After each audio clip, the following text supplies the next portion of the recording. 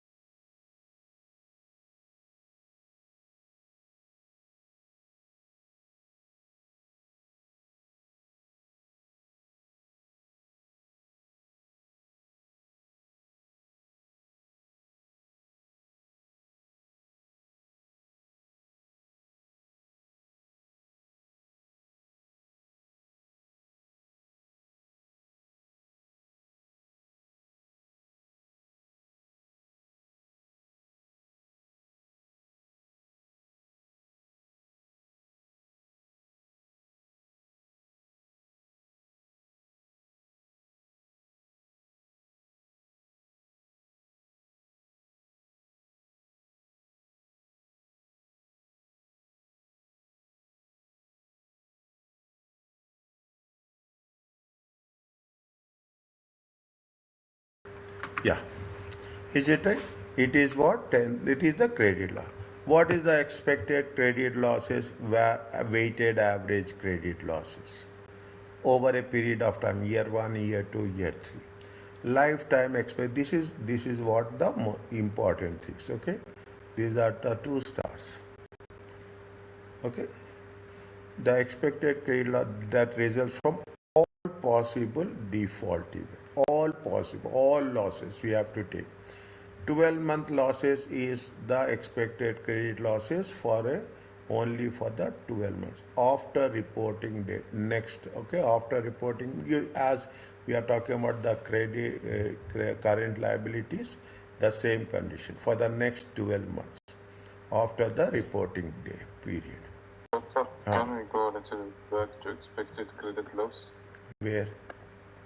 This one, the definition. Yes. Where expected credit loss. Second point. The weighted average. Weighted average credit loss. See, what is the weighted average credit loss? I will give you here. It is there. Okay, I will come back to this. Here they have given. What they have given? They have given. Okay, one question. Weighted average is how much by giving you the 30 days default rate. It is not due, it is due 1 to it is overdue. 51 to 30 days. How much is the loss? 1.5. If it is 31 to it is 6.1. By giving you the different losses over a period of time. If it is more than 61 days, okay, the probability of recovery will be less. Default rate will be more. This is the weighted. Okay, again I will go back to this. This is the estimated the default rates. But they are credit losses average will take how much but during 1 to 5 for 30 days. What is the default? 31 to 60 days. What is the default rate? 61 to 80, 90 days. What is the default? 31 to 180 days. They are taking the default rates for different types of receivables. Weighted average. Okay, means proportionally we will take this will be what is going to be 2%. Amount will be there. Is it right? Amount will be 2,000. If we take 2,000 into 2%, this is going to be 3%. Amount will be 5,000. 5,000 into 3%. The default rate will be 3.5%. Based on the amount. The default rate is 7%. This is the weighted average. Is it okay?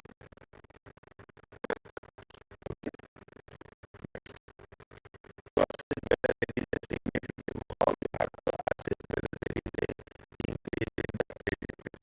IFRS 9 requires to compare the risk of default at the reporting date with the risk of default beginning. What is the default rate in the reporting date and what is the default rate at the beginning, initial recognition. If the default rate is increasing, risk is increasing. The default rate is not increasing, risk is not increasing. Entity should not rely solely on past information when determining credit risk as increasing. We should not think about the past, we have to think about the future. See, you have the receivables, okay? You have the receivables. You should also see, you should not see what happened in the past. You should also have make an estimate what will be happening in the future. How the defaults will be there. How the default, then what is the default will increase or default will decrease. We have to make sure of that. An entity can assume that credit risk has not increased significantly if the instrument has low credit risk at the reporting date. Definitely, simple understanding. Okay, yes, if there is not increase significantly, you are the low credit risk can be assumed to have increased significantly if contractual payments are more than 30 days overdue. If it is what is the credit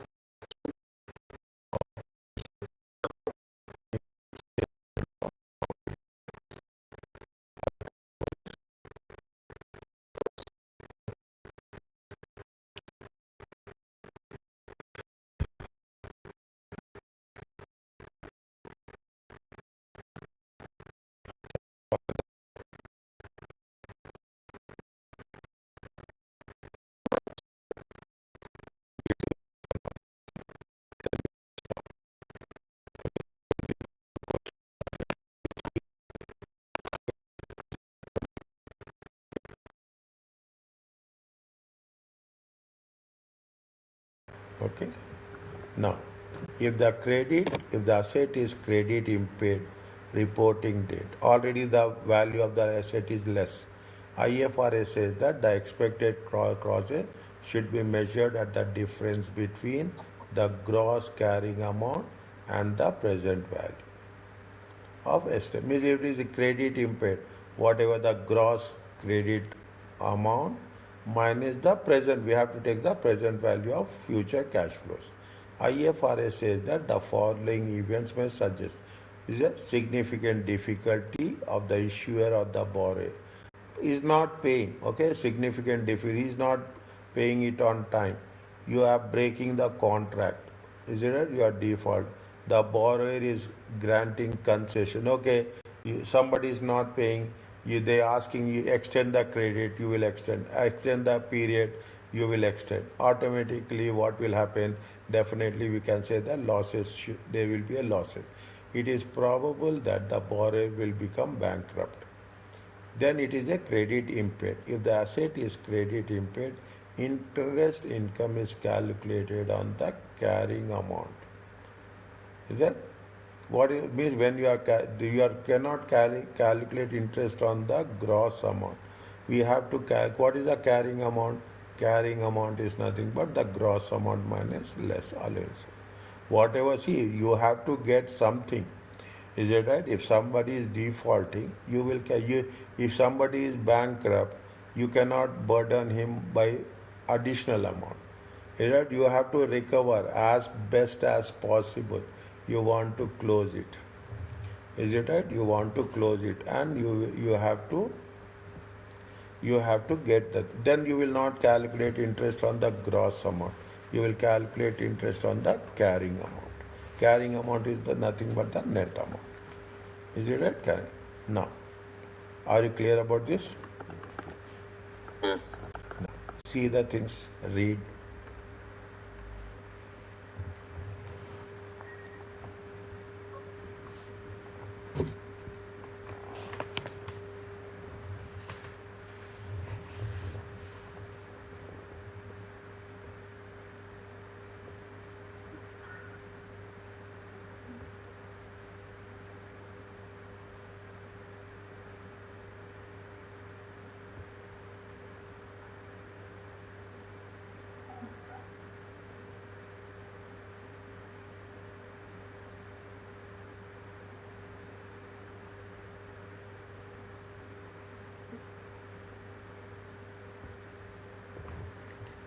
NEPA purchase bond 1 million, which is measured amortized cost. Interest is 10% in arrears. Repayment is on after 3 years. Effective rate is 10%. What happened 2001? They received an interest of 100. Very interesting. They estimated there is a probability of default within the next 12. First year is fine. First year nothing has been happened. First year they got the interest. But within the next 12 months, what happens? The default rate is 0.55. If default occurs within the next 12 months, then NAPA estimates that no further interest will be received and that only 50% of the capital will be repaid in 2003. The credit risk is very, very low.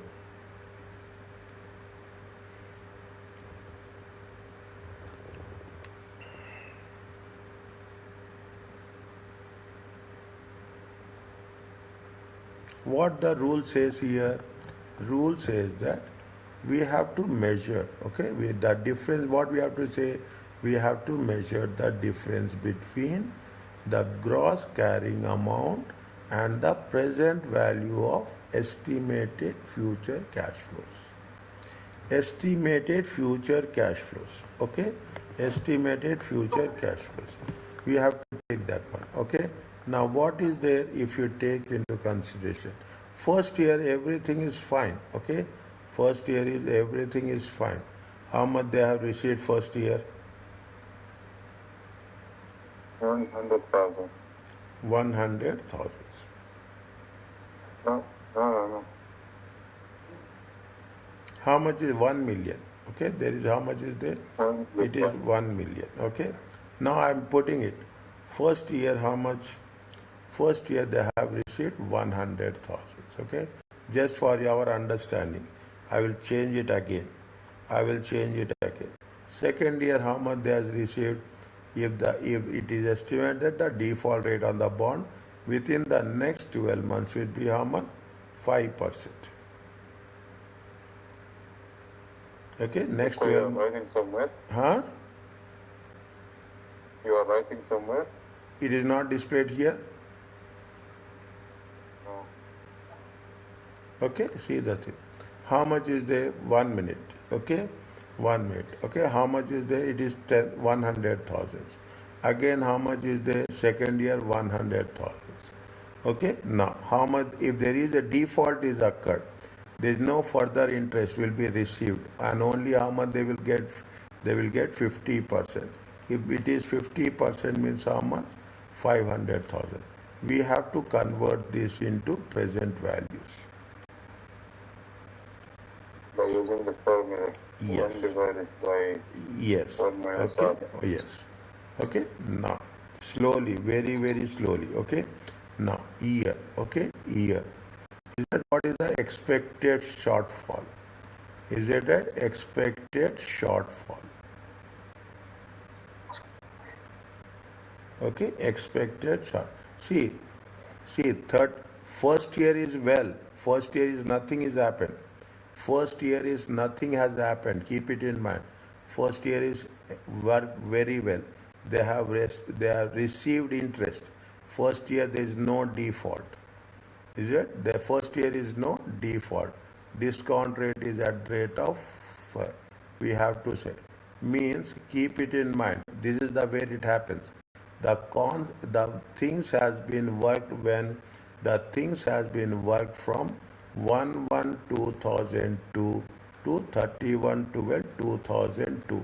It is in the second year. Is it right? If there is a default, how much is the default? It is how much? 100,000. We have to calculate the present value. Okay, 1 divided by 1.1. How much you will get? 9909. Are you clear about this? Yes. Second one. In the third year, we are talking about the third year. Third year, how much is the interest? Interest will be 100,000. Principal will be how much? Principal will be 50%. Okay, principal will be, they will not get, okay, they will not get. How much is their principal will be how much? 500. Is that divided by 1.1 to the power of 2. 1.1 to the power of 2. How much you get? Are you understanding? 82,000. Are you understanding? 82,000. Yes. 82,000. 645. Next. Next 413,223. Total comes to how much?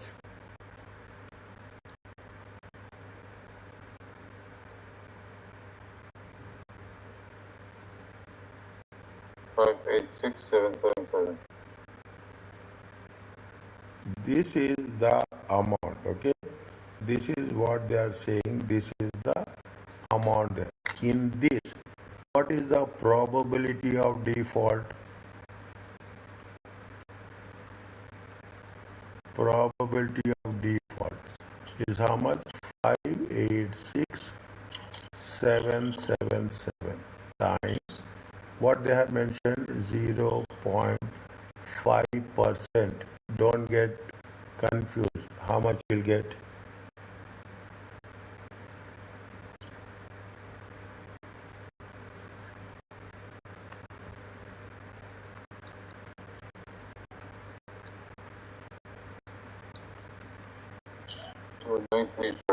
Around 294, yeah. Around 293. This is the expected default. This is the expected default. How much? 2 means you have to make for which you have to make a provision. Okay, you have to make a provision. Now, what is the amount is there? What is the, how, if there is rate, what is the how much you have to make a provision? You have to make a provision 2934. Okay. Now this provision to be charged, okay, to investing section. Is it invest? They have purchased the bond, means they made investment. And you should ask me why we are using investing, because they have purchased the bond. If they have purchased the bond, it should be in the investing section of statement of profit and loss.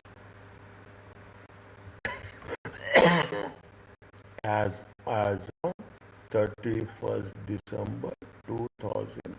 Are you clear about this? Yes. Now, what is the carrying amount will be there?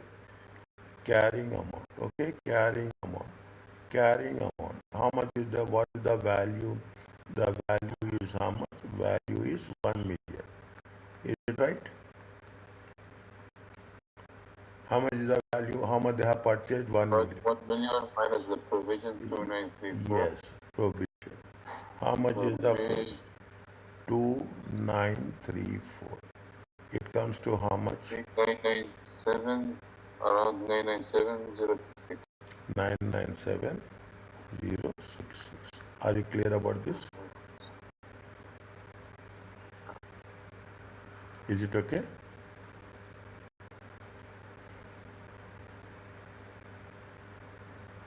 Yes.